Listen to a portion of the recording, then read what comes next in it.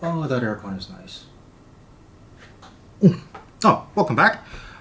Slightly different start today because before I head out and show you a part of Bangkok, I wanted to first let you know that I will be starting a new series effective this week, which will be called Thai Street Photography. Today will be the first episode of the series, and the aim will be that at least once a month, hopefully twice a month, I will head out to some different parts of Bangkok, take photos there, and show you different parts of the city, but also trying to bring you the best pictures I possibly can as well.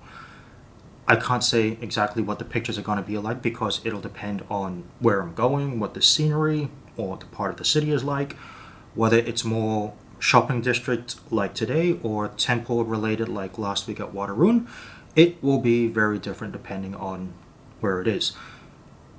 Suffice to say, I'm hoping it'll be a new exciting series that will take off because as much as I do love landscape photography, since I am in Bangkok and this is a huge metropolitan city, I'm trying to think, it's probably the largest city I've ever been in actually, the landscape is a bit wanting. It's not a fault of Bangkok, it's just that's how it is when you're in a city. So instead of going out to find mountains or beaches or waterfalls or anything today, let's hit the streets in Bangkok. Let's go somewhere that's quite popular the same way that Waterun was last week, except this is popular more for a shopping area more so than anything else. But also, if you like food and not just shopping, it's also a great place to eat too. And if you remember my first video this year where I said I am going to try and make a few challenges for myself as well, today's challenge is that it's going to be street photography predominantly at night, but I'm only going to bring one lens with me, which is this one, my 24-105 f4. I know I do have a faster lens in my 15-35 f2.8, but I'm going to bring this one because it's going to have the reach that a 15-35 simply doesn't offer you, which for those of you who do street photography, you'll know exactly what I'm referring to, that you're often wanting to shoot at 50 millimeters, 85 millimeters, sometimes wide if you have a building that you want to capture or just a vast area where there's lots of activity going on. It could vary. But as a bit of a challenge, we are going to bring this one, which, because it's f4, that means I will have to probably bump up the ISO since it isn't going to be as fast. But we'll see what we can do. So let's head out. And if you haven't been to Bangkok before, we're going to use one of the more popular forms of transport, not the tuk-tuks, a different one, similar to a tuk-tuk, just one wheel less. And if you're not used to it, it can be a bit frightening the first time, but once you do get used to it, it's actually quite fun to enjoy the ride. So enough faffing from me, let's hit the road, and as they said in Jurassic Park, hold on to your butts.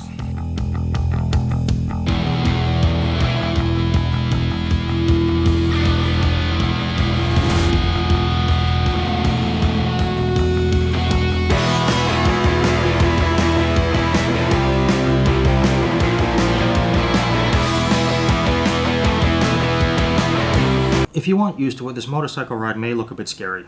These guys just want to get there as quickly and relatively safely as possible so that they can get back to their location for their next job.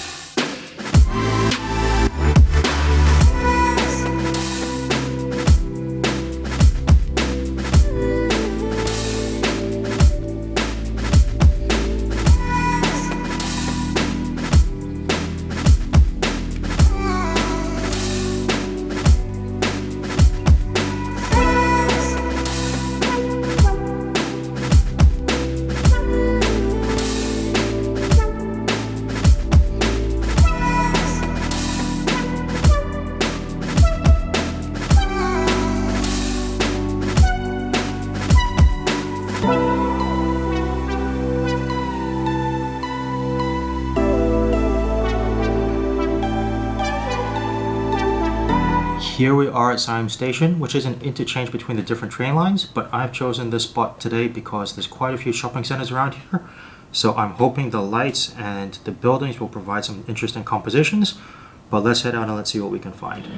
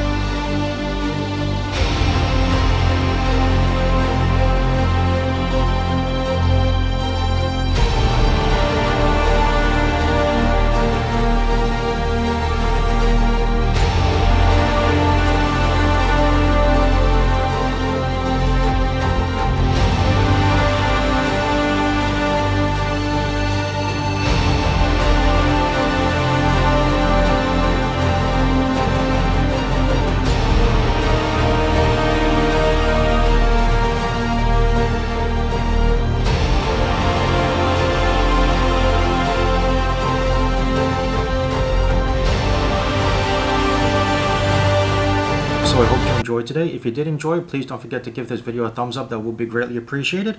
And if you want to see what's coming up next, don't forget to hit that subscribe button and tick that little bell. That way you'll get a notification whenever a new video is released. I'm going to call it a day for now and plan my next location here in Bangkok. So until then, I'll see you on the next one. Have a good one.